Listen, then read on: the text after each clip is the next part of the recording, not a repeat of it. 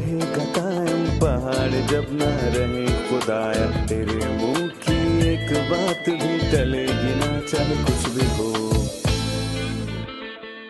عزیز ناظرین، میں ایاز ظریف آپ تمام دیکھنے والوں کو ہمارے روز کے بائبلی مطالعاتی پروگرام کی نئی قسط میں خوش آمدید کہتا ہوں۔ ابھی ہم زبور کی کتاب کا مطالعہ کر رہے ہیں اور آج ہم زبور 99 کا مطالعہ کریں گے۔ میں آپ کی حوصلہ افزائی کرتا ہوں کہ اپنی بائبل مقدس کھولیں اور آج کے مطالعے میں ہمارے ساتھ شامل ہو جائیں۔ اگر آپ کا کوئی سوال ہو تو ہمارے ای میل ایڈریس پر اسے بھیجیے، ہم اس کا جواب آپ کو ضرور دیں گے، یا ٹیلی فون پر ہم سے رابطہ کیجیے، ہم آپ کی ہر طرح سے رہنمائی کریں گے۔ پروگرام کے آغاز سے پہلے میں اسٹوڈیو میں موجود خدا کے خادم کا خیر مقدم کروں گا، بھائی یوسف کا۔ خوش آمدید بھائی۔ بہت شکریہ بھائی۔ اور اسٹوڈیو میں آئے ہمارے دیگر مہمانوں کو بھی خوش آمدید۔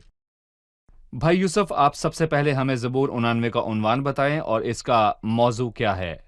اس کا عنوان داؤد کا عہد ہے، اور ہم یہ جانتے ہیں کہ ہمارے خدا کے دو اہم عہد ہیں، ابراہم اور داؤد کے ساتھ کیے عہد۔ داؤد کے ساتھ کیے عہد کا تعلق بادشاہت سے ہے، اور خدا نے اپنے لوگوں کو ایک ملک بخشا اور ایک سلطنت جو کہ داؤد بادشاہ کے لائق ہو، بلکہ میں کہوں گا کہ اس لائق بھی کہ ابن داؤد یعنی کہ یسوع مسیح اس پر بیٹھے، یعنی کہ ابن داؤد۔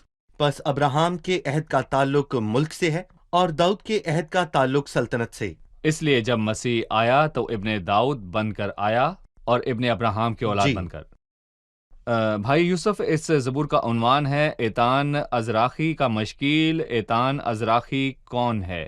ایتان ازراخی دراصل پچھلے زبور میں موجود حمان کا بھائی ہے۔ مطلب پچھلے زبور جی ہاں، میں؟ یہ دونوں بھائی ہیں، حمان اور ایتان ازراخی، یہ دونوں بھائی تھے۔ اور اس کے ساتھ میں بتانا چاہوں گا کہ آصف سب گانے والے 3 گروہوں کے سردار تھے، اور ان کو داؤد نے ہیکل کی پرستش کے لیے مقرر کیا تھا۔ آصف، حمان، ایتان، یہ تینوں گانے والے گروہوں کے سردار تھے۔ بھائی یوسف، ہمیں اس زبور کی تقسیم بتائیے تاکہ ہم اس کو اچھی طرح سمجھ سکیں۔ دیکھیں بھائی، میں کہوں گا کہ 1 سے 4 آیت تک تعارف ہے، پھر اس کے 3 برابر حصے کیے جا سکتے ہیں۔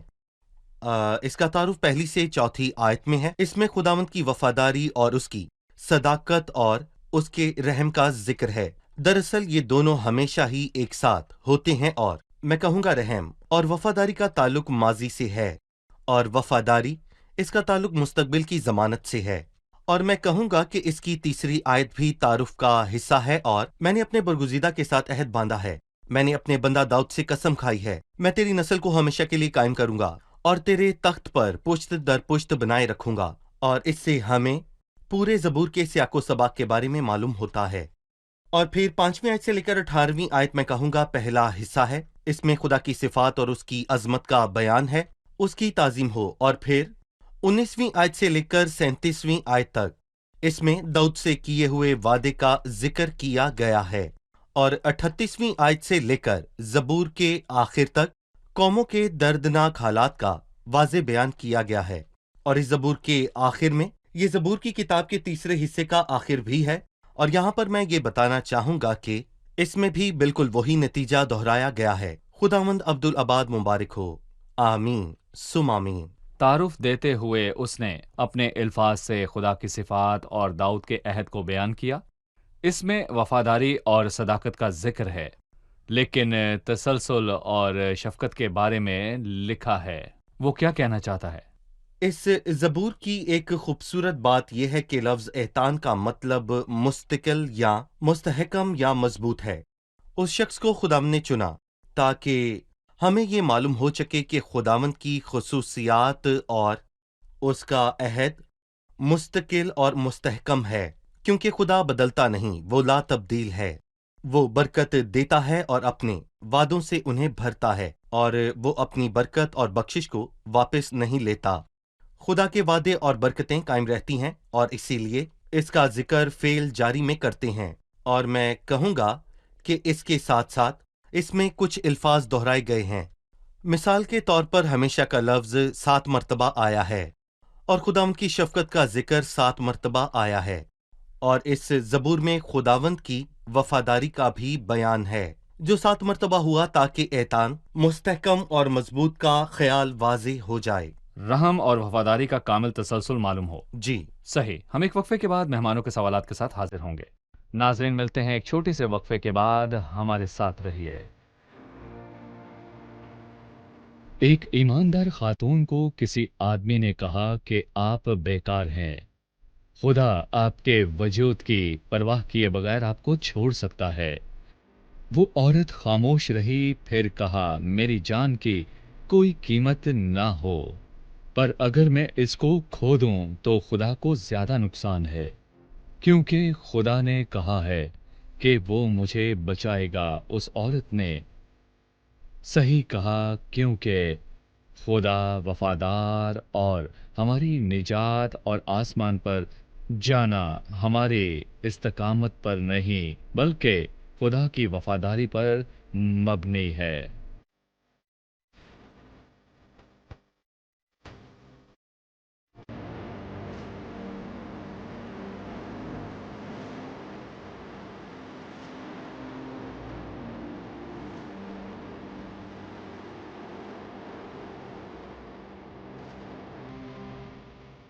खुशामदीद। आइए चलते हैं मेहमानों की जानिब और जानते हैं उनका सवाल।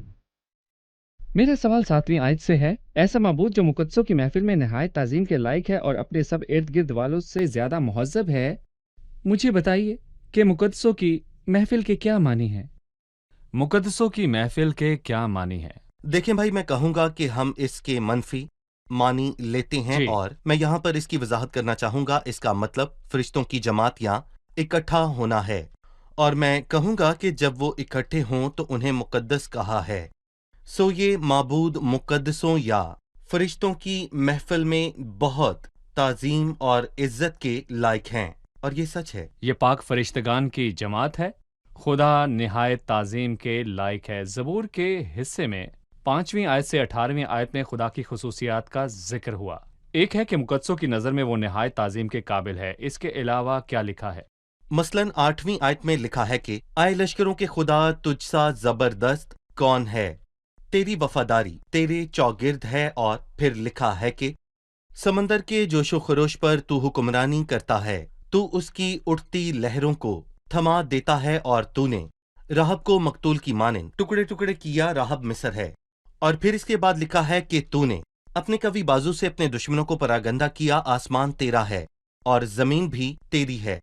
और मैं कहूंगा कि यहाँ पर खुदा की बढ़ाई का वाज़े बयान हुआ है और उसको गलबा हासिल है। इन बातों का जिक्र तारीफ में हुआ ताकि हमें दाऊद के साथ अहद करने वाले के बारे में बताएं कि वो माबूद ताजीम के लायक है और आसमान और जमीन उसके इख्तियार में हैं और वो हर जगह राज करता है। इस अहद के ताल्लुक से आसमान और ज़मीन पर खुदा के इख्तियार का जिक्र हुआ है। जी। आसमान उसका है, ज़मीन भी उसकी है। जिन किताबों में खरूज का और लोगों की बदहाली का जिक्र है, जहां अजरा और नहमिया रहे, वहां सिर्फ आसमान का खुदा लिखा है, आसमान और ज़मीन का खुदा नहीं, क्योंकि ज़मीन पर से उसने अपना इख्तियार और कौमों को दे दिया। लेकिन यहाँ उसने साबित किया कि आसमान और ज़मीन का कुल इख्तियार उसके पास है। आप हमें उसकी सल्तनत के बारे में बताइए। जब खुदा ने दरअसल ये इख्तियार खुदा ने कौमों को दिया तो लूका के 21वें बाब के मुताबिक ये गैर कौमों के दौर में ऐसा हुआ। कलाम मुकद्दस में खुदा को आसमान का खुदा कहा गया है कि उसने जमीन को छोड़ दिया, और यहाँ पर उसने कहा कि उसने इंसान से अहद किया कि इंसान जमीन पर हुक्मरानी करेगा। यहाँ पर उसने ये नहीं कहा कि वो आसमान का खुदा है और उसने जमीन का इख्तियार किसी और को दिया है। बेशक खुदा ही आसमान और जमीन दोनों ही का खुदा है। उसने जमीन का खुदा इसलिए नहीं कहा क्योंकि उसने ये इख्तियार आर्जी तौर पर उस कौम को दिया था ताकि देखे वो क्या करते हैं। उसने कौमों को इख्तियार दिया जिनको इसराइल से नफरत है, पर इससे ये साबित हुआ कि वो इसराइल से कभी भी बेहतर ना थे। वो नाकाम हैं ताकि इंसानों के दरमियान तवाज़न कायम हो। भाई यूसुफ, ज़बूर का तीसरा हिस्सा 19वीं आयत से शुरू होता है और इसमें दाऊद के अहद का जिक्र है। मैं चंद आयात पढ़ने के बाद आपसे सवाल पूछूंगा। जरूर। उस वक्त तूने रोया में अपने मुकद्दसों से कलाम किया और फरमाया कि मैंने एक ज़बरदस्त को मददगार बनाया है और कौम में से एक को चुनकर सरफराज किया है। मेरा बंदा दाऊद मुझे मिल गया, अपने मुकद्दस तेल से मैंने उसे मसा किया है। मेरा हाथ उसके साथ रहेगा, मेरा बाजू उसे तकवीयत देगा। دشمن اس پر جبر نہ کرنے پائے گا اور شرارت کا فرزند اسے نہ ستائے گا۔ میں اس کے مخالفوں کو اس کے سامنے مغلوب کروں گا اور اس سے دعوت رکھنے والوں کو ماروں گا، پر میری وفاداری اور شفقت اس کے ساتھ رہیں گی اور میرے نام سے اس کا سینگ بلند ہوگا۔ میں اس کا ہاتھ سمندر تک بڑھاؤں گا اور اس کے دائنے ہاتھ کو دریاؤں تک۔ وہ مجھے پکار کر کہے گا، تو میرا باپ، میرا خدا اور میری نجات کی چٹان ہے، اور میں اس کو اپنا پیلوٹا بناؤں گا اور دنیا کا شہنشاہ۔ میں اپنی شفقت کو اس کے لیے ابد تک قائم رکھوں گا اور میرا عہد اس کے ساتھ لا تبدیل رہے گا۔ میں اس کی نسل کو ہمیشہ قائم رکھوں گا اور اس کے تخت کو جب تک آسمان پر ہے۔ یہ یہاں سے شروع ہوا، پھر داؤد کا ذکر ہوا، بادشاہ کی خصوصیات بیان ہوئی۔ بظاہر داؤد کی سلطنت کی بات ہے، پر یہ باتیں داؤد کی سلطنت میں پوری نہیں ہوئیں، کیونکہ سلیمان کے آنے اور داؤد کی موت کے بعد اس کی سلطنت ختم ہو گئی۔ لہٰذا یہاں پر کس کی بات ہوئی؟ شروعات میں اس نے داؤد کی بات کی، پر اس کا اختتام حقیقی ابن آدم پر ہوا، جو کہ سلیمان نہیں تھا، بلکہ حقیقی ابن آدم، وہ جس کا ذکر نئے عہد نامے کی پہلی آیت میں ہوا، یسوع مسیح ابن داؤد ابن ابراہم کا نسب نامہ۔ اور جب وہ پیدا ہوا تو جبرائیل فرشتے نے داؤد سے کیے وعدے کی طرف اشارہ کیا اور کہا کہ خدا اس کے باپ داؤد کا تخت اسے دے گا، اور وہ یعقوب کے گھرانے پر عبدالآباد بادشاہی کرے گا، اور اس کی بادشاہی کا آخر نہ ہوگا۔ لیکن داؤد سے کیا ہوا وعدہ ابھی تک پورا نہیں ہوا، کیونکہ مسیح یسوع نے ابھی تک یعقوب کے گھرانے پر اب تک بادشاہی نہیں کی، اور نہ وہ داؤد کے تخت پر ہمیشہ کے لیے بیٹھا۔ کچھ لوگ کہتے ہیں وہ تخت نشین ہے، لیکن وہ تخت باپ کا ہے، وہ اس کے باپ داؤد کا نہیں، کیونکہ داؤد کا تخت زمین پر ہے، لیکن مسیح ابھی باپ کے تخت پر بیٹھا ہے، تاکہ اس کے دشمن اس کے پاؤں کی چوکی ہو جائیں۔ اور میں یہاں پر یہ کہوں گا کہ داؤد سے کیے وعدے کے مطابق زمین پر اپنا تخت حاصل کر لے۔ پھر بادشاہ جلال کے تخت پر بیٹھ کر لوگوں کو اپنے حضور جمع کرے گا، تاکہ وہ زمین پر بادشاہ کے طور پر داخل ہو۔ صحیح۔ دیکھیں، آپ نے کہا کہ کچھ الفاظ داؤد پر پورے نہیں اترتے۔ مثلاً 25ویں آیت ہے کہ میں اس کے ہاتھ سمندر تک بڑھاؤں گا۔ داؤد کو سمندر پر اختیار نہیں ملا، اور اس کے داہنے ہاتھ کو دریاؤں تک۔ پھر وہ مجھے پکار کر کہے گا کہ تم میرا باپ اور میری نجات کی چٹان ہے۔ یہ الفاظ کس پر صادق آئے؟ عبرانیوں کے پہلے باب میں واضح لکھا ہے، میں اس کا باپ ہوں گا اور وہ میرا بیٹا ہوگا۔ اور عبرانیوں پہلے باب میں مسیح کے متعلق لکھا ہے، اور میں اس کو اپنا پیلوٹا بناؤں گا اور دنیا کا شہنشاہ۔ لیکن داؤد پیلوٹا نہیں، نہ وہ دنیا کا شہنشاہ بنا، جبکہ ابن داؤد یسوع مسیح ہے۔ اور میں کہوں گا کہ اسی لیے نئے عہد نامے میں لکھا ہے کہ بادشاہوں کا بادشاہ اور خداؤں کا خدا۔ آپ نے کہا کہ آخری حصے میں مسیح کی بات ہوئی، جی کہ وہ بیٹا اور پیلوٹا ہے۔ بالکل۔ مسیح پیلوٹا ہے سے کیا مراد ہے؟ کیا اس کی کوئی ترتیب ہے؟ کیا اس کا مطلب یہ ہے کہ اس کے بعد بھی بیٹے ہیں یا کوئی اور بات ہے؟ دراصل یہوہ وٹنس والے گمراہ ہوئے، اور انہوں نے سمجھا کہ پیلوٹے کے معنی وقت میں سب سے پہلا ہے، اور اسی بنیاد پر غلط تعلیم آئی کہ مسیح ساری مخلوق سے پہلے تخلیق ہوا۔ لیکن بائبل مقدس میں مسیح کی تخلیق کا ذکر نہیں، اس کا ذکر نہیں ہوا، کیونکہ وہ ساری دنیا کا خود خالق ہے، وہ بنانے والا ہے، کیونکہ سب چیزیں اسی کے وسیلے سے اور اسی کے واسطے پیدا ہوئیں۔ تو پھر پیلوٹے سے کیا مراد ہوئی؟ پیلوٹے سے مراد ہے کہ رتبے میں پہلا ہونا، نہ کہ وقت میں۔ مثلاً یوسف پیلوٹا تھا، حالانکہ وہ بھائیوں میں 11ویں نمبر پر تھا۔ اگر ہم داؤد پر غور کریں تو وہ بھی پیلوٹا تھا، تو بھی داؤد یہاں پہلا بادشاہ نہ بنا تھا۔ اور ساتھ ہی میں یہ کہنا چاہوں گا کہ نہ ہی داؤد اپنے سارے بھائیوں میں پہلے نمبر پر تھا۔ رتبے میں پہلا پیلوٹا ہوتا ہے، لیکن وقت کے لحاظ سے یعقوب کا پہلا بیٹا روبن تھا، لیکن وہ نہیں، بلکہ اس کا پیلوٹا یوسف تھا۔ اس کا تعلق رتبے اور فوقیت سے ہے، جی، ترتیب سے نہ ہی نہیں ہے۔ تاریخ وار ہے۔ بھائی یوسف ابدی تخت کے بارے میں بات کرنے کے بعد 34ویں آیت میں فرمایا گیا، میں اپنے عہد کو نہ توڑوں گا اور اپنے منہ کی بات کو نہ بدلوں گا۔ میں ایک بار اپنی قدوسی کی قسم کھا چکا ہوں، میں داؤد سے جھوٹ نہ بولوں گا۔ اس کی نسل ہمیشہ قائم رہے گی اور اس کا تخت آفتاب کی مانند میرے حضور قائم رہے گا۔ وہ ہمیشہ چاند کی طرح اور آسمان کے سجے گواہ کی مانند قائم رہے گا۔ صلہ۔ حالانکہ 38ویں آیت میں موجود حقیقت ان وعدوں سے مختلف ہے، صحیح۔ لیکن تو نے تو ترک کر دیا اور چھوڑ دیا، تو اپنے ممسوح سے ناراض ہوا ہے۔ تو نے اپنے خادم کے عہد کو رد کر دیا، تو نے اس تاج کو خاک میں ملا دیا۔ तूने उसकी सब बाड़ों को तोड़ डाला, तूने उसके कलों को खंडर बना दिया, सब आने जाने वाले उसे लूटते हैं, वो अपने पड़ोसियों की मलामत का निशाना बन गया। तूने उसके मुखालफों के दाहिने हाथ को बुलंद किया, तूने उसके सब दुश्मनों को खुश किया। इन अल्फाज के आखिर में वादों की बरकत के बजाय एक दर्दनाक हालत का बयान है। क्यों? मैं यहाँ पर ये कहूँगा कि वो दाऊद की औलाद से थे, इब्ने दाऊद, लेकिन अफसोस कि उनमें से सिवाय हिजकिय्याह और यूसिया के, और मैं कहूँगा कि उन दोनों को भी जवाल हुआ, पर ये दोनों ही ईमानदार थे। लेकिन यहाँ पर मैं ये कहना चाहूँगा कि दाऊद की बाकी औलाद सुलेमान, रहबाम, अबिया और आसा, उसकी बाकी सारी औलाद अफसोस का बाइस बने, खास करके यूसिया की मौत के बाद। देखें, ये काफी था, लेकिन मैं कहूँगा कि खुदा ने यूसिया के दिन इसलिए घटाए ताकि उस बदकार सल्तनत के दिन जितनी जल्दी हो सकते हैं कम हो जाएं, क्योंकि उन्होंने अफसोसनाक काम किया, बुतों की पूजा की। यिर्मयाह की किताब में लिखा है कि वो नबूकदनजर के दौर में होने वाली असीरी के वक्त वहीं मौजूद था। यिर्मयाह की किताब पढ़कर हमें बुतों की पूजा के बारे में पता चलता है कि उनके हर दरख्त के नीचे माबूद था।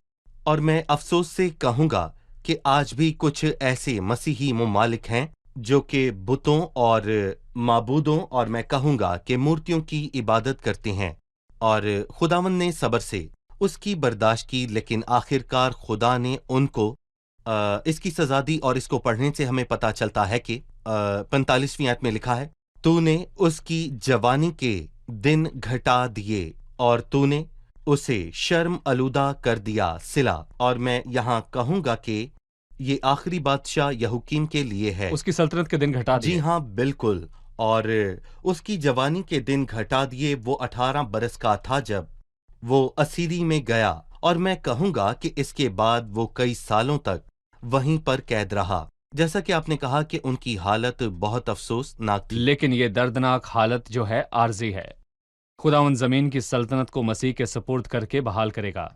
वो हकीकी इब्ने दाऊद देखिए, है। मसीह के पैदा होने पर उन्हें एक मौका मिला, पर उन्होंने उसे खो दिया, उसे मसलूब किया। तो भी खुदा के वादे पूरे होना लाजमी है, और क्योंकि मैं कहूँगा कि खुदा ने गैर कौमों को शामिल किया, और इनके शामिल होने के बाद रोमियो 11 में ये लिखा है कि इसराइली कौम खुदावंद यीशु मसीह इब्ने दाऊद के वसीले बच जाएगी, जो हकीकत है। सही। हम एक वक्फे के बाद मेहमानों के सवालात के साथ हाजिर होंगे। नाज़रीन, मिलते हैं एक छोटे से वक्फे के बाद। हमारे साथ रहिए। मेरा हर एक देखने वाले को मशवरा है कि बाइबल मुकद्दस को अपना दोस्त बना लें। इसके जरिए उन इंसानों को चुनें जो आपके दोस्त बने। बाइबल मुकद्दस से रजू करें, कोई भी बात सुने या फिर पढ़ें, और बाइबल मुकद्दस में से खुदा के कलाम से उसको जांचें और परखें, ताकि आप उन झूठे मसाइल से बच जाएं जो आप पढ़ते या लोगों से सुनते हैं। बाइबल मुकद्दस को अपनी खुराक बना लें, ताकि जब आप दुनिया में किसी मुखालफत का सामना करें, और अगर आप आजमाइश में पड़ें, तो शरीरों की राह पर ना चलें।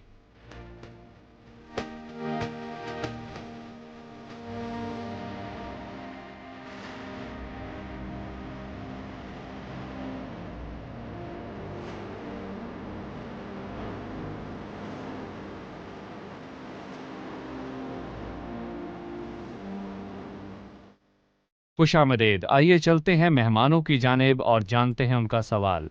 जी। 46वीं आयत है, ऐ खुदावंद कब तक, क्या तू हमेशा तक पोशीदा रहेगा? पोशीदा रहने का मतलब क्या है? क्या खुदा ईमानदारों के मुश्किल हालात में छुप जाता है? भाई यूसुफ, इसके बारे में आप क्या कहेंगे? अगली आयत में लिखा है, तेरे कहर की आग कब तक भड़कती रहेगी। पोशीदा से मुराद मुकम्मल तौर पर छुप जाना नहीं है, बल्कि उस कौम से अपना कलाम पोशीदा रखना है। इसीलिए वो हर बुरे ख्याल में थे। वो चाहते थे कि खुदा उनकी हालत तब्दील करे, लेकिन खुदा को उनकी तौबा का इंतजार था। लेकिन मैं यहाँ कहूँगा कि यसाया के 8वें बाब में लिखा है कि मैं भी खुदावंद की राह देखूंगा, और जो अब याकूब के घराने से अपना मुंह छुपाता है, मैं उसका इंतजार करूंगा। यानी कि वो जो याकूब से अपना मुंह छुपाता है, यानी कि वो उसके हक में कोई काम नहीं करता। और यसाया नबी ने कहा कि सब्र से इंतजार करो, خدا قبولیت کے وقت اٹھے گا کہ تمہارے حق میں کام کرے، معائنہ وقت پر جس کا ذکر زبور 102 میں ہے۔ پوشیدہ ہونا یعنی ہمارے لیے یا ہمارے ساتھ نہ ہونا۔ بالکل۔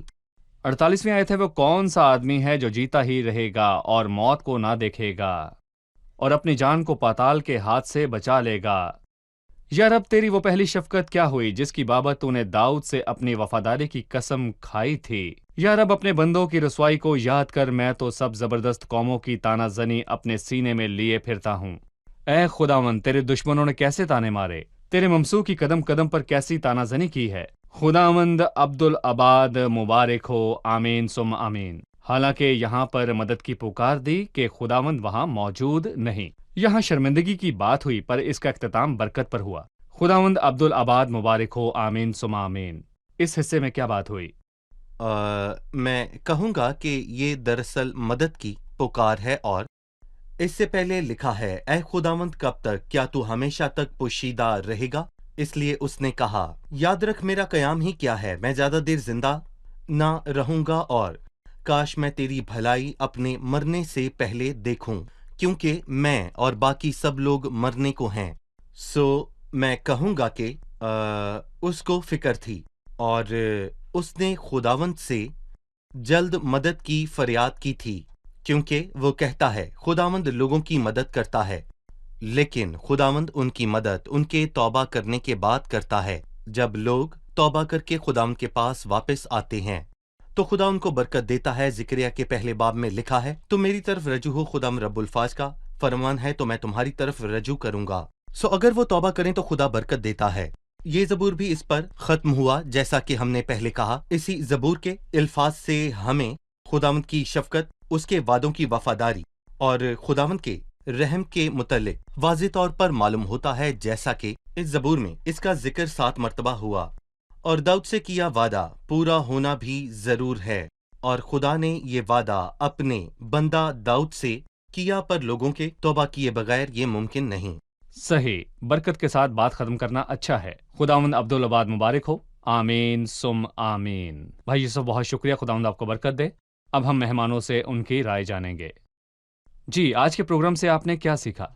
اس زبور نے میرے دل کو چھوا۔ اس میں خدا کی عظمت اور خالق کی قدرت کا بیان ہے۔ وہ اتنا عظیم ہے تو بھی اس نے مجھے اپنی بیٹی ہونے کا حق بخشا۔ وہ میرا باپ ہے اور یہ اس کا فضل ہے۔ خدا نے داؤد سے تخت کا عہد کیا کہ وہ پھر سے اس کی نسل کو دے گا، یہ مسیح کے ذریعے پورا ہوگا، وہی زمین پر سلطنت کرے گا۔ اس کا ایمانداروں سے وعدہ ہے کہ وہ پھر آ کر انہیں اپنے ساتھ لے جائے گا، اور ہمیں اس کا انتظار ہے۔ کیونکہ خدا اپنے سب وعدوں میں سچا ہے، وہ ان کو پورا کرتا ہے۔ میں نے سیکھا کہ اس کے وعدے بدلتے نہیں، وہ ہمیشہ وفادار رہتا ہے۔ خداوند کی کامل وفاداری، کامل رحم اور کامل سچائی ہی ہر دور میں ہماری ضمانت ہے۔ میں نے سیکھا کہ خدا کی وفاداری قائم رہتی ہے چاہے جو بھی ہو جائے۔ مجھے اس زبور کی یہ آیات بہت پسند آئیں۔ اگر وہ میرے آئین کو توڑے اور میرے فرمان کو نہ مانے تو میں ان کو چھڑی سے خطا کی اور کوڑوں سے بدکاری کی سزا دوں گا، لیکن میں اپنی شفقت اس پر سے نہ ہٹا لوں گا اور اپنی وفاداری کو باطل ہونے نہ دوں گا۔ خدا اپنے وعدوں میں سچا اور وفادار ہے۔ شکریہ، خداوند آپ کو برکت دے۔ شکریہ، بھائی یوسف، خدا آپ کو آپ کا برکت بھی دے۔ شکریہ۔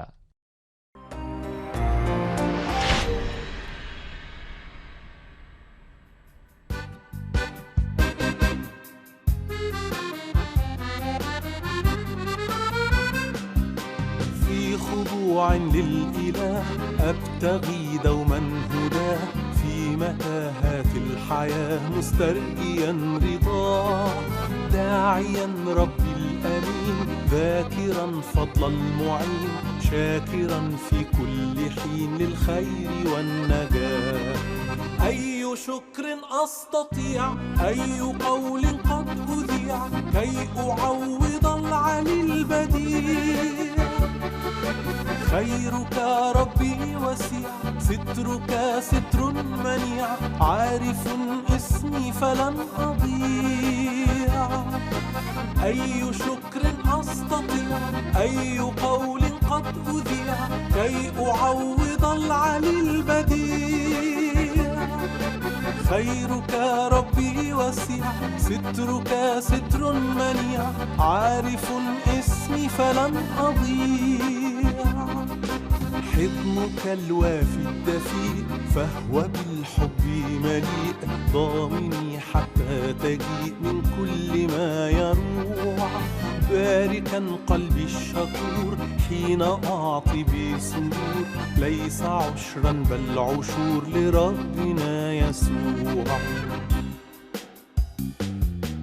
كل خير أو أمل، كل قول أو عمل، فليكن باسم الحمل يسوعنا المسيح. فهو قد أحبنا، قد هدى أقدامنا، قد شفى أمراضنا وفيه نستريح. أي شكر أستطيع، أي قول قد أذيع، كي أعوض العلي البديع.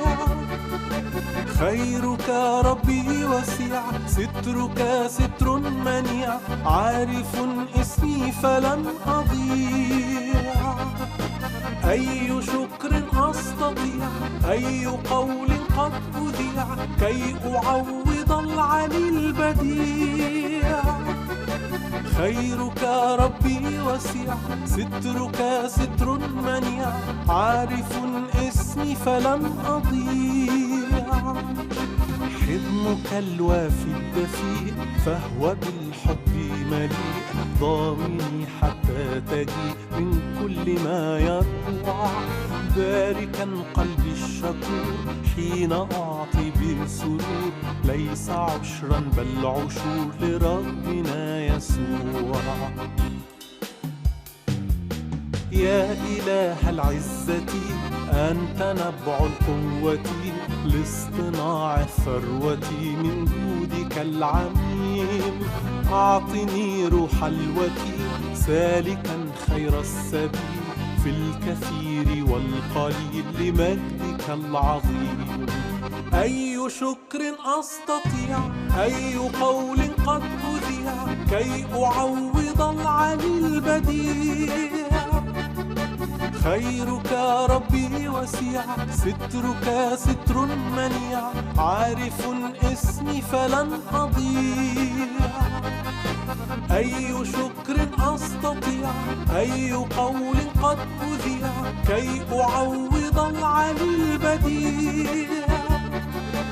خيرك ربي وسيع، سترك ستر منيع، عارف اسمي فلن أضيع. حضنك الوافي الدفيء فهو بالحب مليء، ضامني حتى تجيء من كل ما يروع. باركا قلبي الشكور حين أعطي بسرور، ليس عشرا بل عشور لربنا